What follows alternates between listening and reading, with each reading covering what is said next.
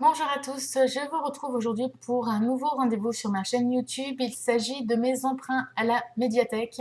Je me suis inscrite il y a à peu près 2 mois de ça à la bibliothèque de mon quartier et du coup je me suis dit que pour vous présenter mes emprunts serait agréable peut-être pour vous et pour moi. Donc dites-moi en commentaire si ça vous intéresse. C'est un genre d'in mailbox mais vraiment spécifique à la bibliothèque. Alors, pour cette moisson du jour, j'ai 6 livres à vous présenter, enfin 6 livres, 3 bandes dessinées. Donc, je sais que pour les livres, ce n'est pas très raisonnable vu qu'hier, j'ai recompté toute ma pile à lire et que j'ai 165 livres à dépoussiérer. Mais c'est toujours mieux de les acheter et c'est souvent des emprunts impulsifs que je fais en médiathèque et qui ne sont pas du tout prévus ou auxquels je n'avais pas préconisé auparavant. Alors, on commence tout de suite par les BD. Donc, j'ai emprunté tout d'abord les tomes 2 et 3 d'une BD très rigolote d'un auteur français et illustrateur français. Il s'agit de Zombilenium.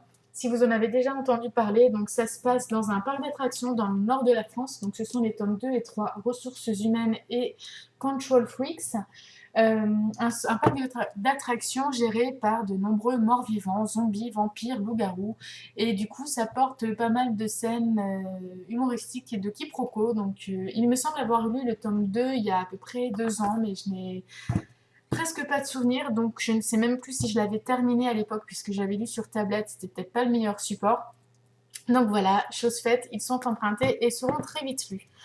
Ensuite, j'avais réservé donc le tome 2 d'une autre BD que j'ai commencé le mois dernier. Il s'agit de La quête des vilaines. Donc la BD adaptée de la trilogie jeunesse de Pierre Bottero est donc illustrée et coloriée par Lilian et Baldetti et il s'appelle Akiro. Donc, je m'excuse pour le reflet. Alors, j'avais beaucoup aimé le tome 1, plus que la BD, plus que les livres, pardon, dans lesquels Evilan m'énervait fortement. Et du coup, j'ai trouvé les dessins très jolis et assez bien fidèles à l'interprétation que j'en avais en lisant le livre. Donc, je pense que je vous remontrerai des planches quand j'aurai lu ces 3 BD. Ce sera un peu plus symbolique et représentatif une fois que j'aurai connu les histoires. On passe tout de suite aux emprunts de livres. Alors, pour commencer, j'ai emprunté un livre dont j'en ai beaucoup entendu parler en bien, notamment ces derniers temps sur les chaînes de Tricky et des lectures de fans. Euh, je crois que c'est un des livres préférés de Tricky d'ailleurs, si je ne me trompe pas. Il s'agit du monde de Charlie de Stephen Chbosky. Donc le film a été adapté avec en actrice principale Emma Watson qui joue Hermione dans Harry Potter. Je ne l'ai pas encore vu, je le ferai sûrement après la lecture de ce livre. Je vous avoue qu'avec tout ce que j'ai entendu, j'en attends beaucoup et j'espère que je ne serai pas déçue. Donc voilà, au lycée où il vient d'entrer, on trouve Charlie bizarre, trop sensible, pas raccord. Pour son prof de lettres, c'est un prodige, pour les autres, juste un freak. En attendant, il reste en marge jusqu'au jour où 2 étudiants, Patrick et la jolie Sam, le prennent sous leur aile. La musique, les filles, la fête, c'est tout un monde que Charlie découvre. Ensuite, j'ai emprunté un autre roman jeunesse. Donc ça, c'est un livre qui fait partie, si je ne me trompe pas non plus, du top 3 de Virginie de 27. Elle m'en parle très régulièrement, elle en parle souvent sur sa chaîne. Il s'agit du tome 1 de L'été où je suis devenue jolie de Jenny Han aux éditions Albin Michel Collection Wiz. Donc voilà, de la romance young adulte. Je vous lis également le petit pitch. Depuis qu'elle est enfant, Belly passe tous ses étés dans la maison au bord de la plage.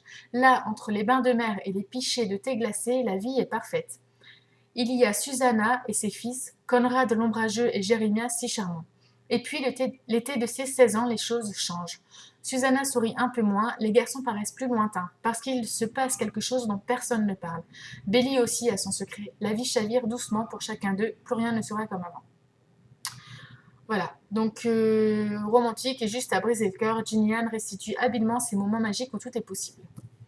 Donc pareil, non, j'en attends pas grand-chose, on va dire pour l'instant. J'espère vraiment passer un bon moment et on verra du coup si c'est le cas ou pas.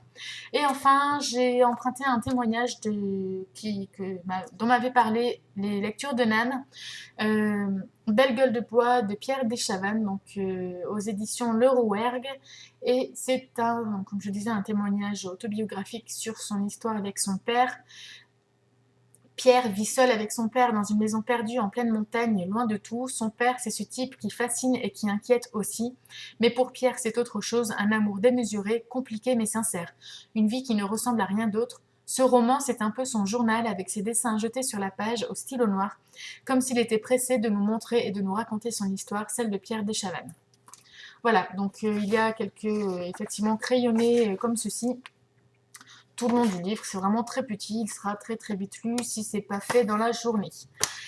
Voilà, c'est tout pour ce premier rendez-vous. J'espère que ça vous a plu. N'hésitez pas à me partager vos ressentis dans les commentaires. Je me ferai un plaisir de vous répondre. Et sur ce, je vous dis à très bientôt. Bye!